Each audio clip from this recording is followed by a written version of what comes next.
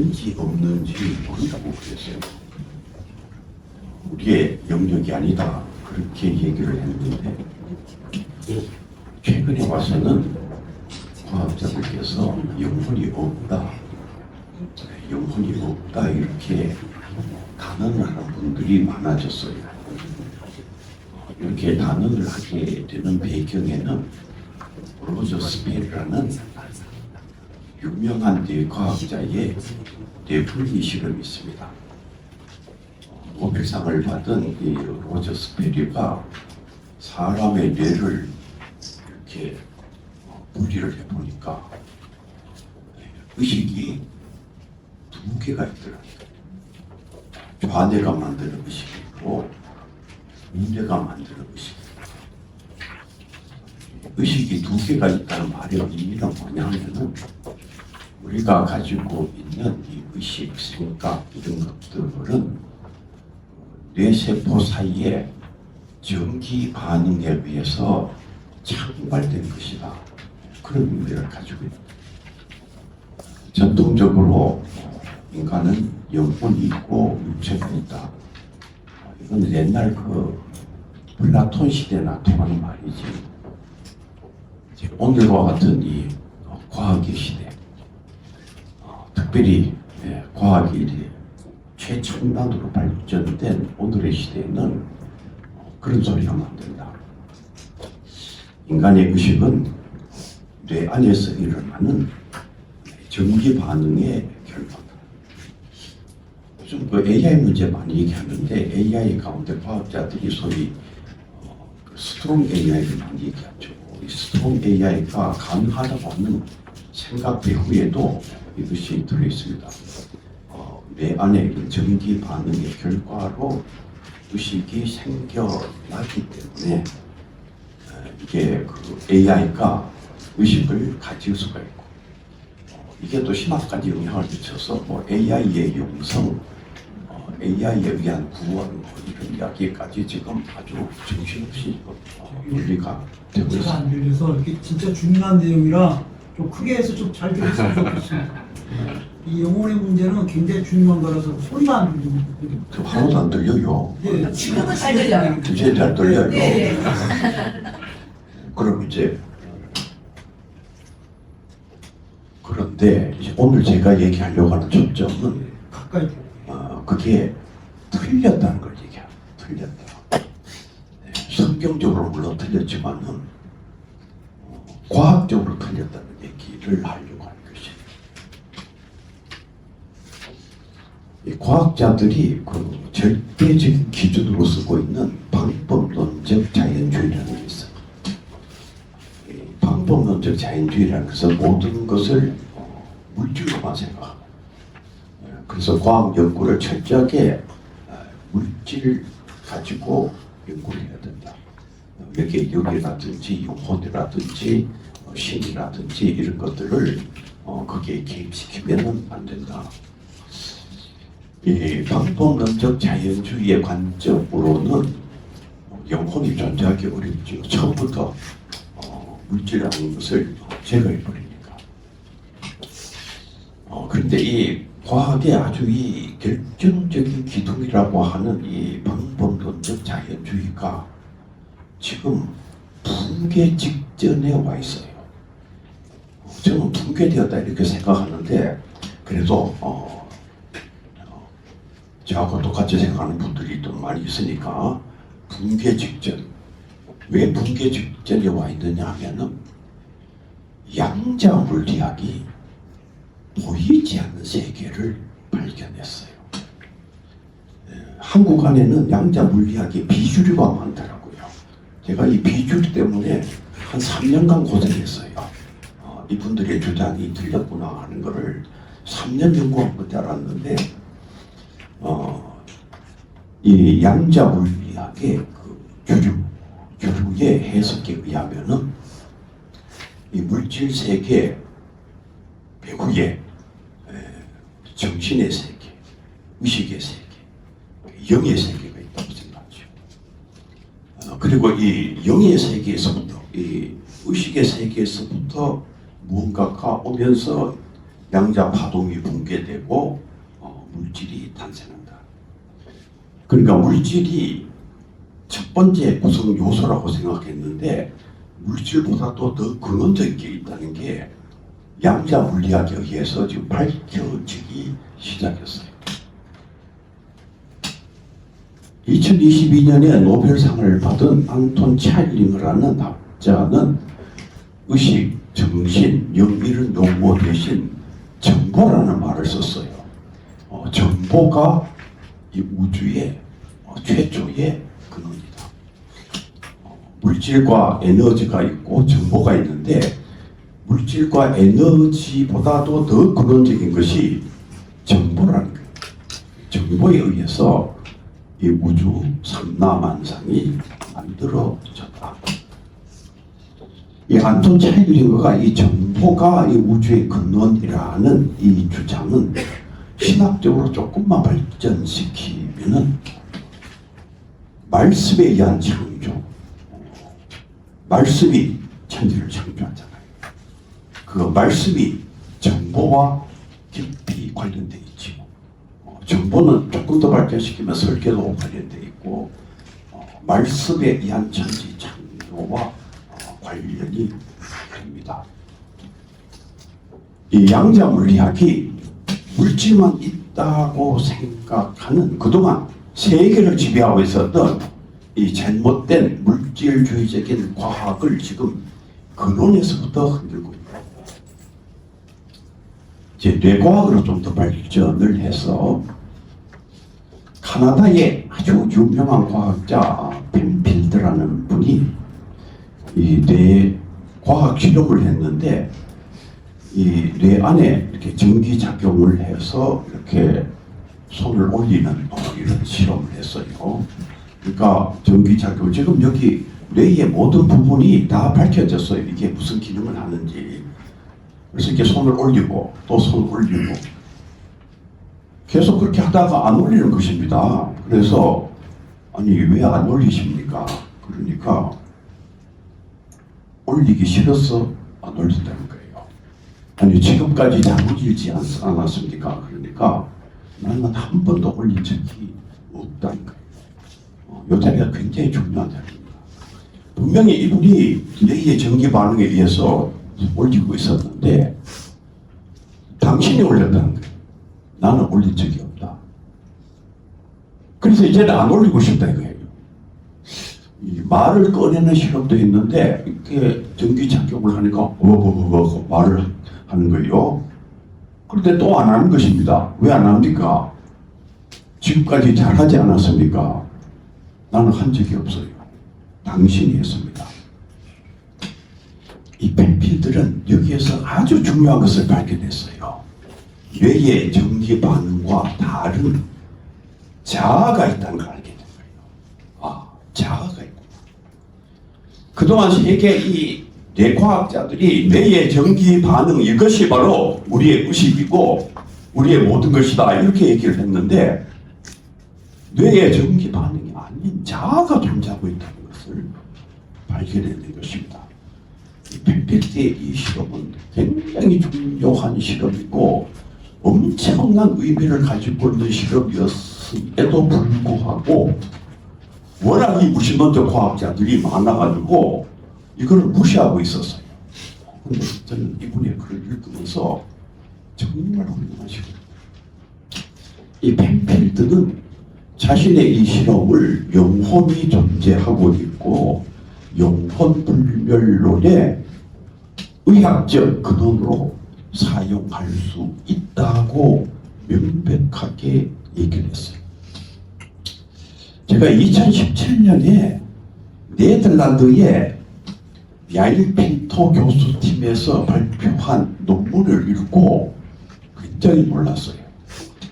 제가 서두에서 로제스펠이라는 그 노벨상을 받은 뇌과학자께서 뇌물리를 실험을 했더니 의식이 두 개다. 이 의식이 두 개다라는 것은 결국 우리의 의식은 뇌 안의 전기 반응이라는 것을 나타내는 것인데 그래서 로제스펠리는 듀얼리즘을 철저하게 틀렸다. 이거 옛날에 형편없는 고대 이야기고 오직 이론론이고 멘탈리즘만 있는 것이다.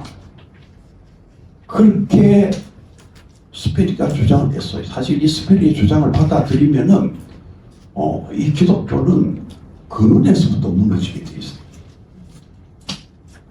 그런데 2017년에 야일 핀토 교수팀에서 대규모 내분리 실험을 한 것입니다. 그러니까 스페리는 소규모로 했다면은 야일 핀토 교수팀에서 대규모로 내분리 실험을 한 끝에 뇌는 분리되어도 의식은 분리되지 않는다는 놀라운 결론이 나왔어요. 뇌가 분리됐는데 의식이 분리되지 않는다는 것입니다. 하나의 의식만 있다는 거예요. 책 읽는데도 아무런 문제가 없고, 계산하는데도 문제가 없고, 토론도 정상적으로 하고, 자전거도 타고, 자동차도 운전하고, 뇌가 분리됐는데 의식은 하나다. 그리고는 로저 스페리의 그 주장은 다시 검토되어야 된다. 이게 야일 핀토 교수팀의 놀라운 연구 결과였어요. 저는 이분의 그 글을 읽으면서 이 핀토 교수팀의 이 연구는 영혼이 있다는 것을 거의 80 내지 90%까지 입증하는 놀라운 실험이 아니냐. 왜 내가 분리됐는데도 의식이 분리되지 않는가? 그것은 좌뇌의 내용을 보고받고 우뇌의 내용을 보고받고 종합하는 그 무언가 자 또는 영혼 그 무언가가 거기에 있기 때문에 그 전체를 종합하는 존재가 있기 때문에 그런 것이다. 이것은 영혼의 존재를 80 내지 90%까지 입증하는 실험이다. 그 이후에 또 많은 연구가 이루어졌지요. 이 뇌가 붙은 쌍둥이 연구가 이게 뇌가 붙어버렸어요. 사람은 둘인데 얼굴도 둘이고 뇌가 붙었는데 조사를 해보니까 이게 전기 반응이 완전히 완벽하게 서로 이렇게 교환을 하고 있어요. 그러면 어떻게 되는 것입니까? 아까 내분리 실험하고 이게 반대 현상의 문제인데 뇌가 하나니까 의식이 하나일까요? 둘일까요? 조사를 해보니까 의식이 정확하게 둘인 거예요. 하나가 아닌 거예요.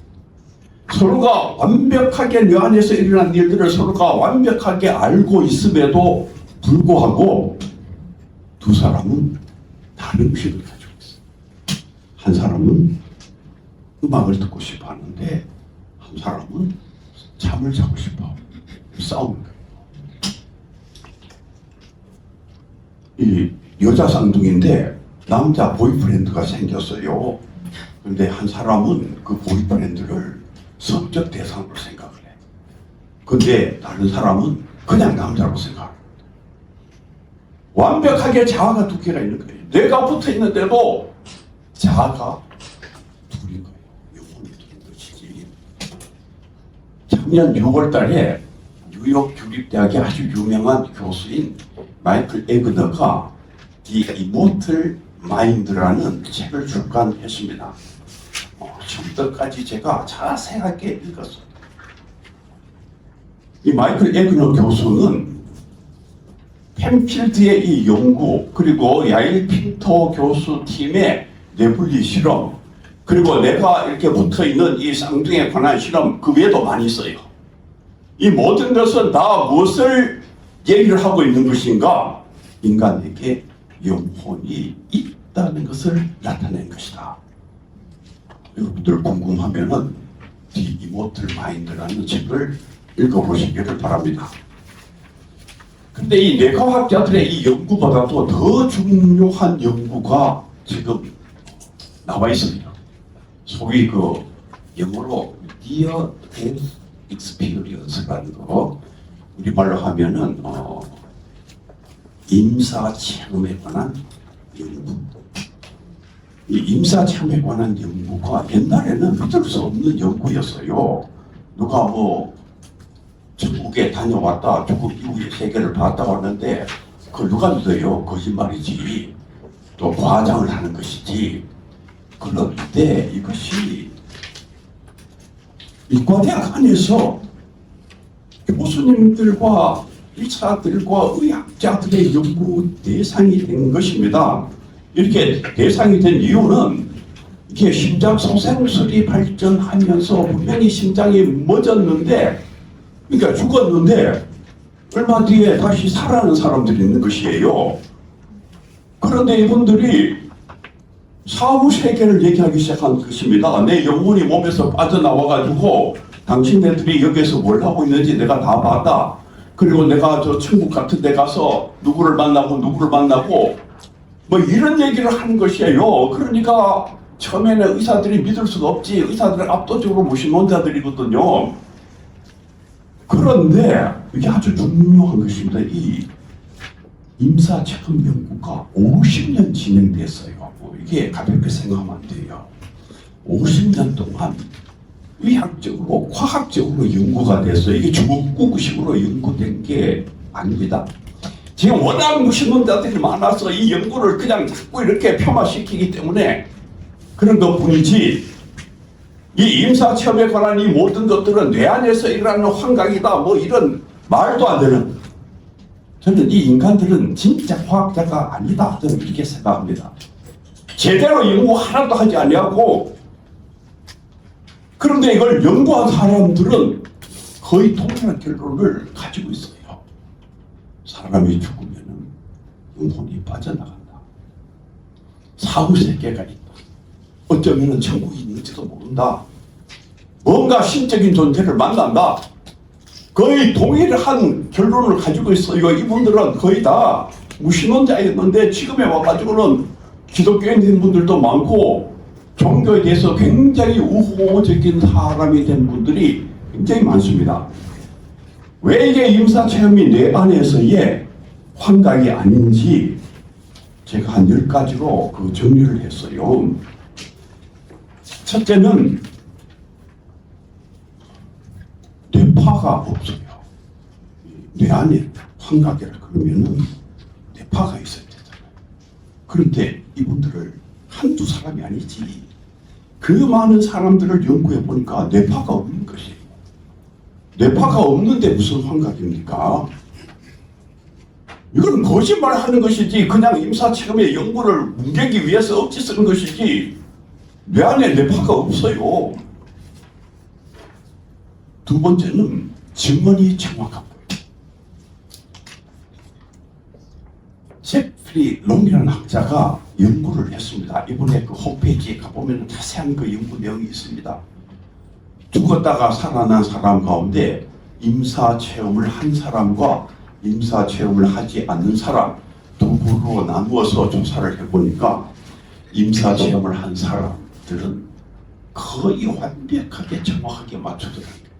의사가 누구였는지, 의사가 어떤 넥타이를 메고 있었는지, 간호사가 어떤 행동을 했는 것인지 정확하게 다 완벽하게 맞추고 있는데, 임사체험을 하지 않는 그룹의 사람들이 물어보니까 그냥 다 틀려버리더라는 거예요. 추측값도 안 맞고. 제프리 롱은 이 실험을 하고 난 뒤에 임사체험이 진실이라고 결론을 내렸어요. 근데 이것은 제프리 롱 한 사람만이 아닙니다. 다른 학자들의 연구도 많이 있어요. 세 번째로 중요한 것은 임사체험한 사람들이 저쪽 세계에 가서 사람들을 만나죠. 사람들을 만나는데 전부 죽은 사람만 만난 거예요. 단 한 사람도 살아있는 사람 만난 적이 없어요. 여러분, 뇌 안에서 어떤 환각이라면은 살아있는 사람을 만날 확률이 훨씬 더 많습니다. 그런데 그 많은 사람들이 그 많은 증언을 하는데 단 한 명도, 여기 아주 중요해요. 정말 단 한 명도 살아있는 사람 만났다는 증언을 한 사람이 없습니다. 아이들에 관한 연구에도 아이들은 엄마 아빠가 제일 먼저 보고 싶잖아요. 그러니까 엄마 아빠 이야기를 해야 되는데 살아있는 엄마 아빠 이야기하는 아이 한 명도 없어요. 돌아가신 할머니, 돌아가신 고모, 언제나 죽은 사람들만 얘기를 하는 거예요. 네 번째로는 언어로 표현할 수 없는 세계의 경험. 이분들이 한결같이 하는 말이 그 세계를 설명하라 그러니까 설명을 못하겠다는 거예요. 왜냐하면 이 세계의 언어로 설명이 안 된다는 거예요. 너무나도 놀라운 세계를 봤는데 이게 한결같은 반응이에요. 그런데 만약에 뇌 안에 환각이었으면은 왜 이 세상 언어로 표현이 안 될까요? 충분히 표현을 할 수가 있지요. 다섯 번째로는 시각장애인들의 시각적인 경험.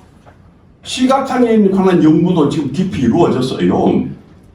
시각장애인들이 임사체험을 했는데 너무나도 놀라운 세계를 보는 것이에요. 8살 된 아이. 그 아이가 놀라운 세계를 보는 거예요. 이 브렛 베로우즈라는 아이는 8살 때 심사체험을 하는데 본인이 증언하기를 자기는 꿈을 꿔도 시각적인 꿈을 꾼 적이 한 번도 없다는 거예요. 자기는 청각적인 꿈을 꾸고 이렇게 촉각적인 꿈을 꾸고 왜냐하면 뇌 안에 시신경 그 시각적인 세포가 1도 없는 것이에요. 그렇기 때문에 시각적인 꿈을 꿀 리가 없잖아요. 그런데 너무나도 놀라운 세계를 보고 너무나도 놀라운 세계를 보도하는데 그들이 보도하는 게 전부 다 정확한 게 어떻게 생겼고 뭐 하는 게 굉장히 놀라운 일입니다. 사실 이거 연구 안 해가지고 지금 사람들이 안 믿고 있는 것이지 저는 이거 안 믿고 있는 사람들을 잡아다가 공부시키고 싶어요. 해야 되겠다. 그렇게 공부 안 하고 무슨 과학을 했냐? 그 다음에 생각으로 전달되는 대화. 우리가 보통 전국에 가면 무슨 말을 한다고 생각하잖아요. 그런데 전부 다 한결같이 하는 말은 말하는 게 아니에요. 내가 어떤 생각을 하는 순간 전달돼 버려. 예수님 만난 사람도 있는데 예수님의 생각이 그냥 전달되는 거예요. 마인드 투 마인드로 전달되는 그 세계를 똑같이 보도를 하고 있는 것입니다.